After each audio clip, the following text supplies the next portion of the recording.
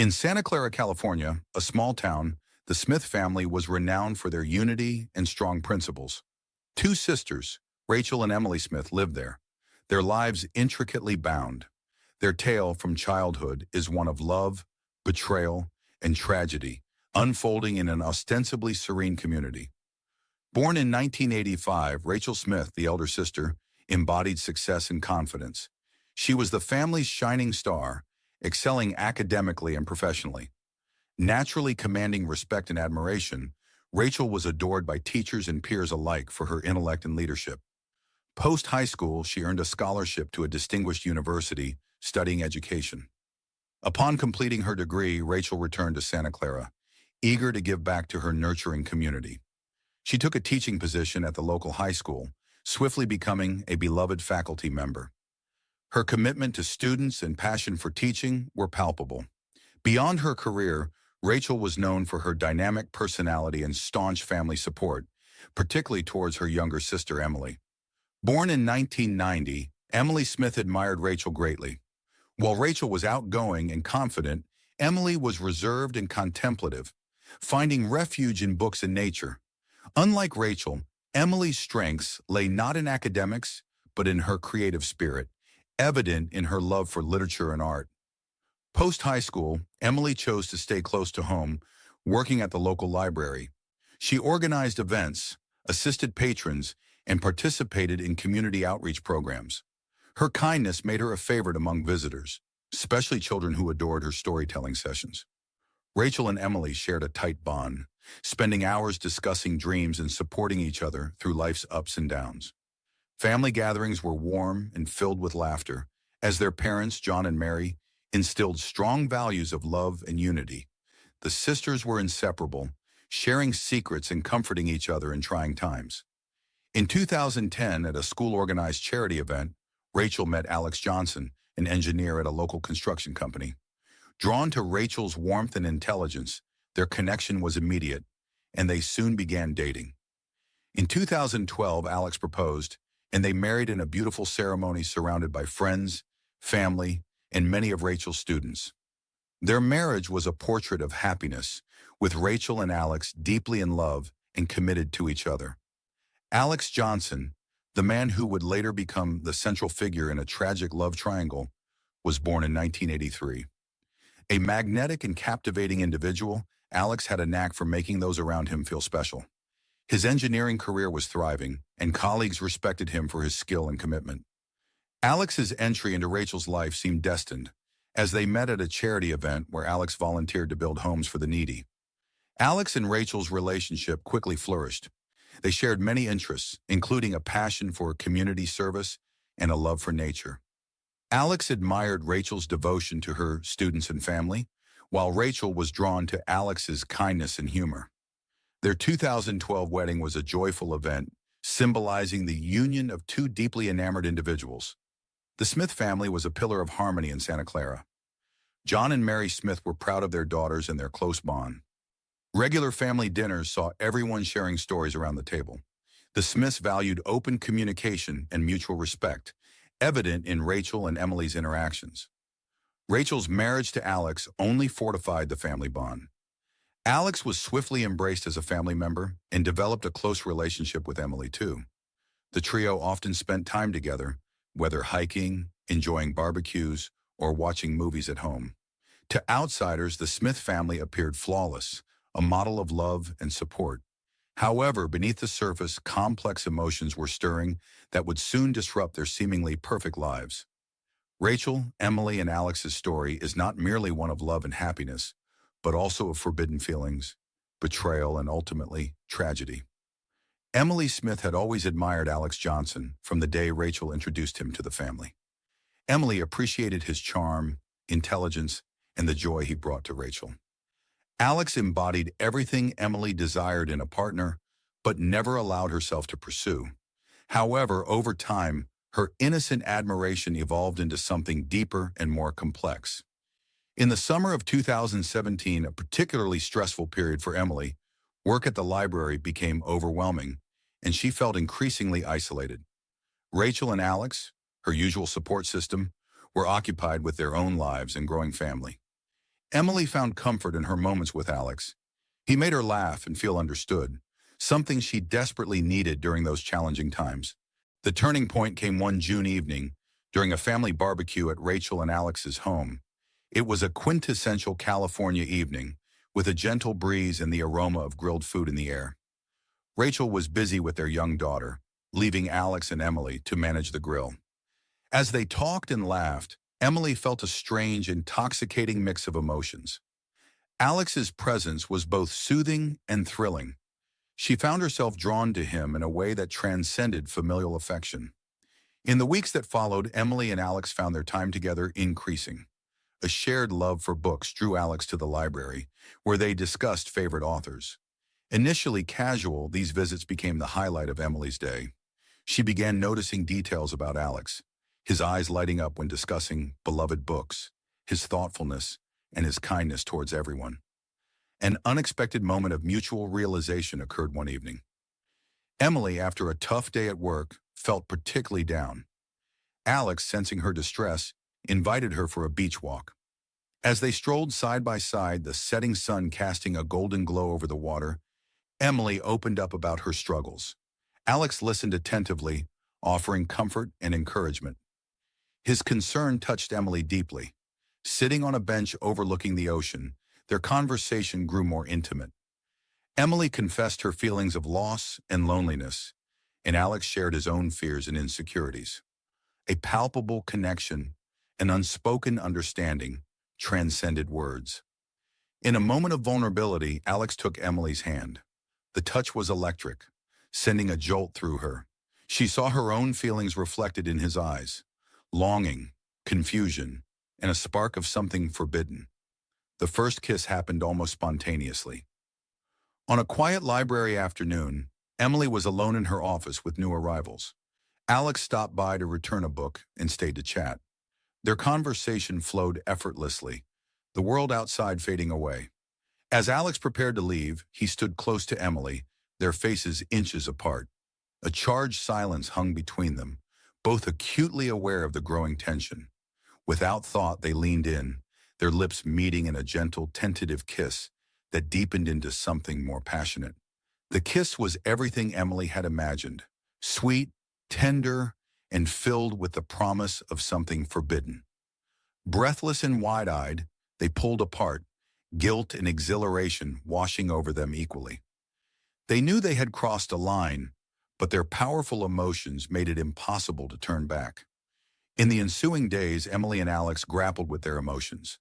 They knew their feelings were wrong, that pursuing a relationship would betray Rachel's trust. Yet their attraction was undeniable. They decided to keep their relationship secret, meeting whenever they could find a moment alone. Their secret rendezvous were thrilling yet guilt-ridden. They met at secluded spots around Santa Clara, a quiet library corner, a hidden park alcove, or the beach at sunset.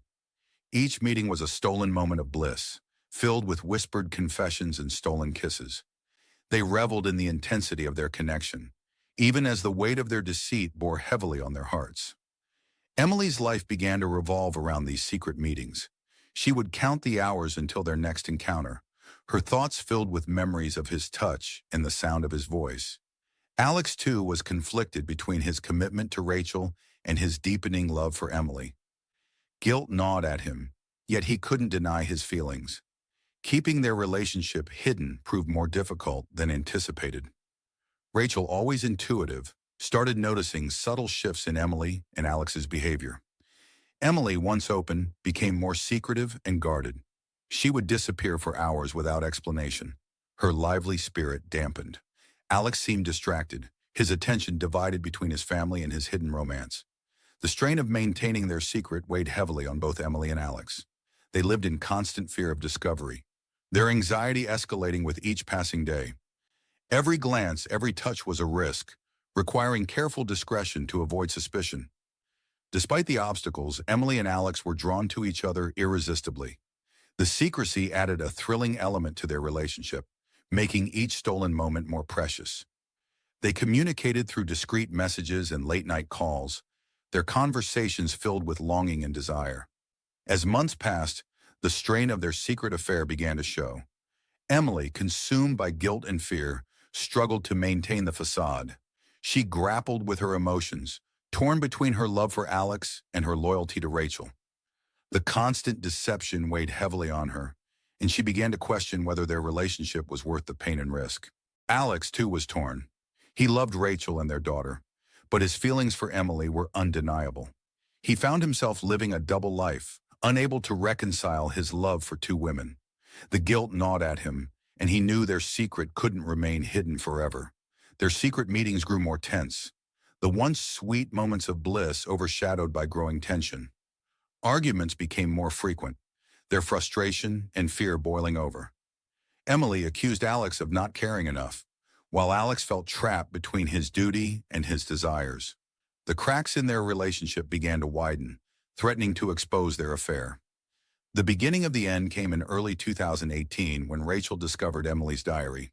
In it, Emily had poured out her heart, detailing her forbidden love for Alex and the anguish she felt.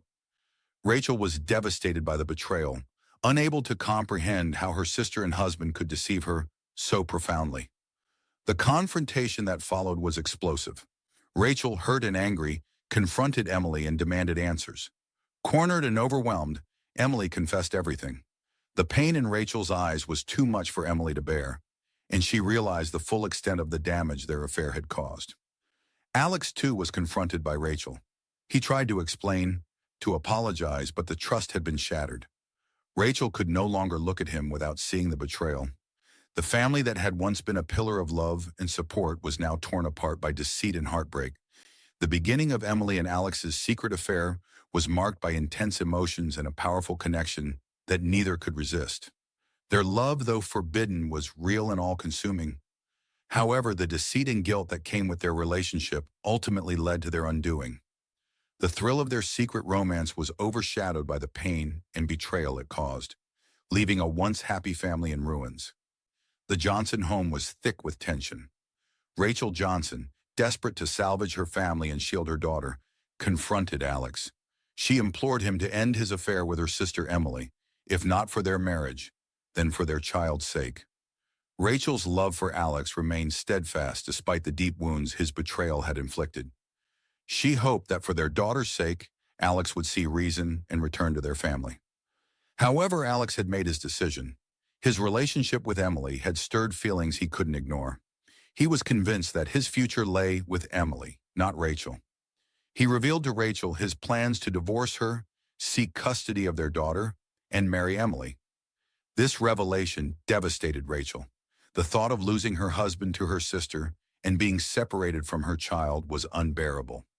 Emily found herself caught in the middle of this turmoil, confused and torn.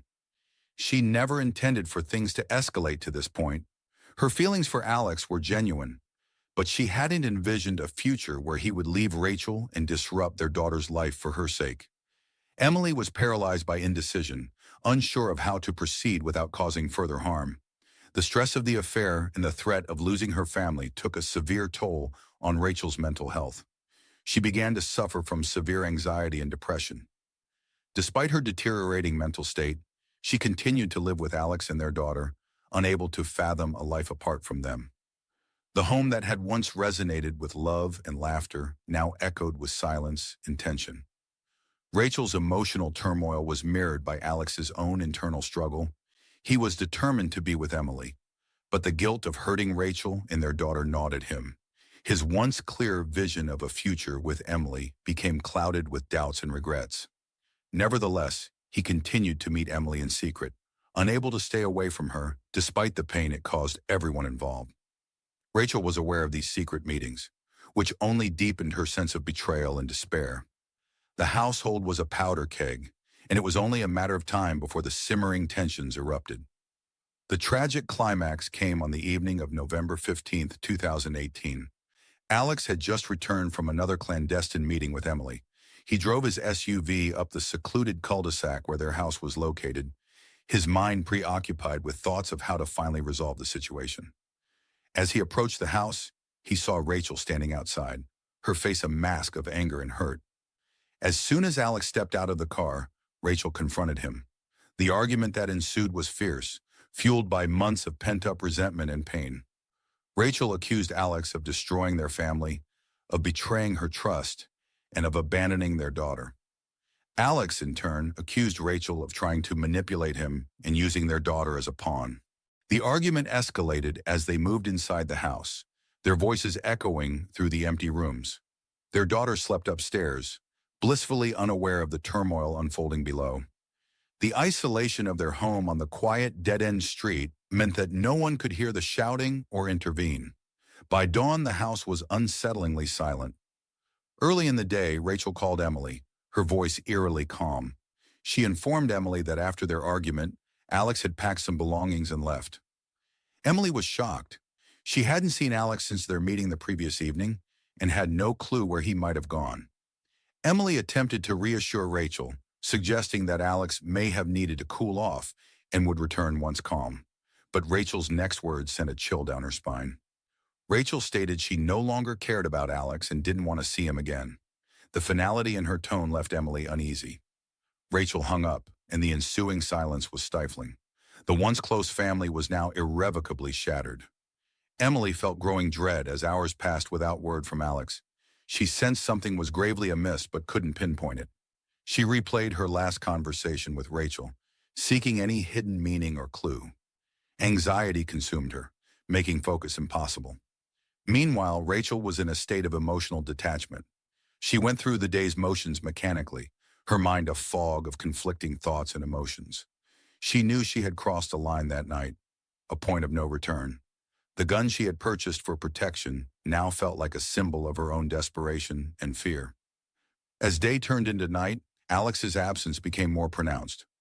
Rachel's resolve to shield her daughter from the truth strengthened even as the reality of her actions set in.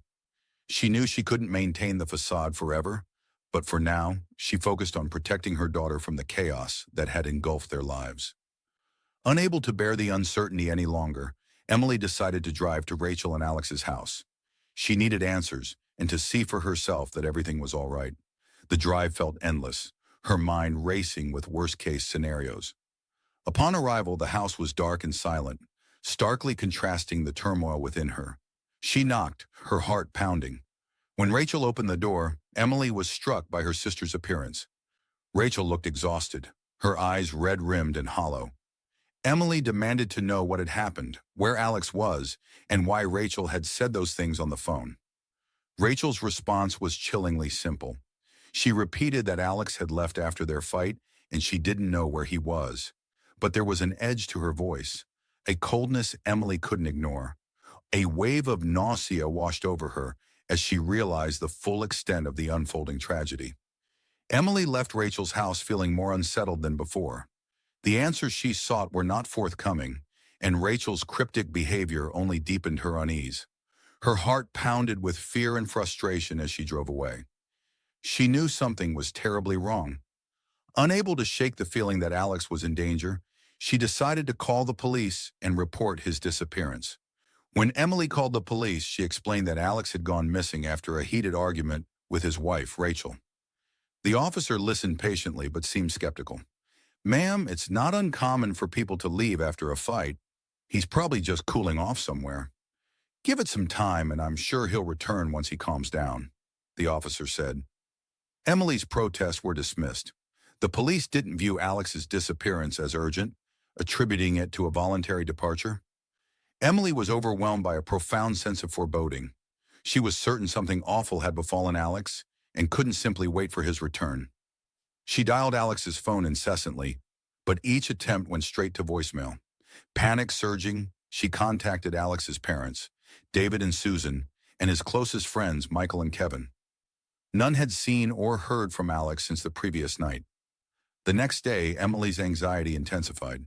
She called the police again, but they had no updates and maintained their belief that Alex would likely return on his own.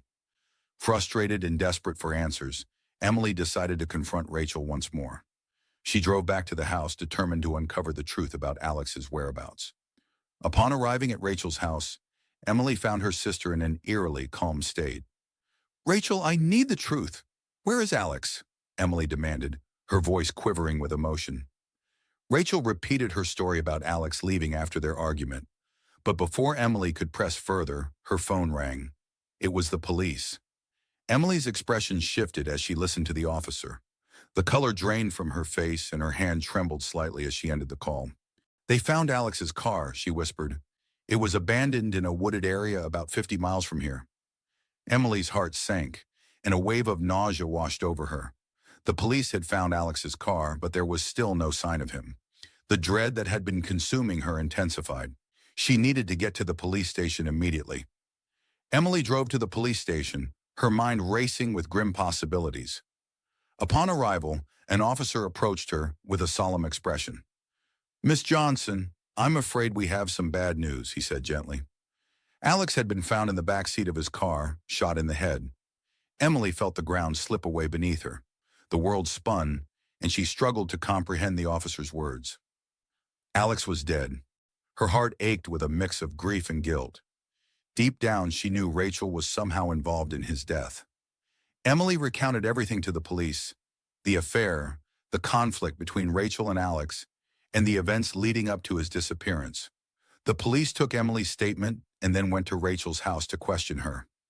Rachel denied any involvement in Alex's murder, sticking to her story about their argument and his subsequent departure. However, her demeanor seemed odd to the officers. Rachel was too calm, too composed for someone who had just learned of her husband's violent death. The officers' suspicions grew, and they decided to bring Rachel in for further questioning. They also obtained a warrant to search the house and Rachel's car. During the search, they discovered a handgun hidden in the trunk of Rachel's car, tucked away in the spare tire compartment. The magazine was missing 3 bullets. The forensic team examined Alex's body and confirmed that he had been shot 3 times, once in the head and twice in the torso. Ballistics analysis matched the bullets to the gun found in Rachel's car. The evidence was incriminating. Rachel was placed under arrest while the forensic and DNA analyses were conducted. Meanwhile, Emily cared for Rachel and Alex's daughter, attempting to shelter the child from the unfolding tragedy. The girl's questions about her father's absence were heart-wrenching. Emily strove to offer comfort and stability, but her own grief and guilt burdened her heavily. When the ballistic analysis was concluded, it undeniably confirmed that the bullets that killed Alex had been fired from Rachel's gun. Faced with overwhelming evidence, Rachel finally crumbled. The police pressed her for the truth about that fateful night. Rachel began to narrate the events of that tragic evening. Alex had returned home late after meeting Emily. Rachel, her anger and frustration boiling over, was waiting for him outside. She confronted him as soon as he exited his car. Their argument escalated rapidly, spilling into the house. The fight turned physical, with Alex pushing Rachel to get past her. In a moment of sheer panic and desperation, Rachel grabbed the gun she had purchased for protection. Fear and rage clouded her judgment. She pointed the gun at Alex, threatening him to leave and never return. Alex, in his anger, taunted her, declaring he was leaving her for Emily and taking their daughter with him. The words cut through Rachel like a knife, and she snapped. Rachel fired the gun. The first shot hit Alex in the chest. He staggered back, disbelief and pain etched on his face. Rachel fired again, hitting him a second time. Alex collapsed to the floor in a daze. Rachel approached him and fired the final shot, the bullet striking him in the head. Rachel stood over Alex's body, the reality of what she had done sinking in. She was overwhelmed with a mix of horror, guilt, and a strange sense of relief that the torment was finally over. In a daze, she dragged Alex's body to his car, drove it to a secluded wooded area, and left him there, hoping to make it appear as if he had gone away on his own. When Rachel finished her confession, the police were shocked by the cold, calculated nature of her actions. She had gone to great lengths to cover up the murder, and her calm demeanor throughout the investigation had initially thrown them off. With Rachel's confession, they finally had the full story of the tragic events that had unfolded. Emily, grappling with her own pain and guilt, continued to care for Rachel and Alex's daughter. The child's innocent questions about her father's absence were a constant reminder of the devastating reality. Despite the heartache, Emily was determined to provide the stability and love the little girl needed, even as she struggled to come to terms with the horrifying truth about that fateful night. The trial of Rachel Johnson commenced on September 15, 2023, amidst substantial public intrigue and media scrutiny. Tension permeated the courtroom as both prosecution and defense presented their arguments over several intense weeks. The prosecution painstakingly outlined the evidence, including the ballistic match between the bullets extracted from Alex's body and the gun retrieved from Rachel's car, as well as the mounting circumstantial evidence portraying Rachel as a woman driven to the brink by betrayal and emotional upheaval. Witnesses were summoned, including Emily, who tearfully recounted the events preceding Alex's disappearance and subsequent murder. The defense endeavored to cast doubt on the prosecution's narrative, proposing alternative explanations for the tragic events. However, the compelling evidence in Rachel's initially evasive conduct worked against her. On October 12, 2023, after deliberating for several days, the jury delivered their verdict. Rachel Johnson was found guilty of first-degree murder. Considering the premeditated nature of the crime and its devastating impact on the family, the judge sentenced Rachel to life imprisonment without the possibility of parole. The verdict brought a sense of closure to some, yet also underscored the profound wounds left by such a tragic and senseless act.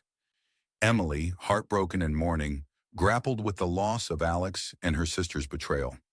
She understood the need to be resilient for Alex's daughter, who had lost both parents in the most unimaginable manner. The community reeled from the revelations. The once idyllic lives of the Johnson family were irrevocably shattered. The tragedy stood as a stark reminder of the devastating consequences wrought by secrets, lies, and forbidden love.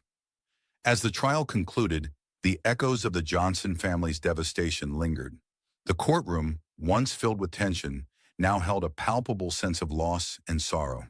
The verdict marked the end of a harrowing chapter, but the scars of the tragedy would endure, serving as a grim testament to the destructive power of deception and hidden passions.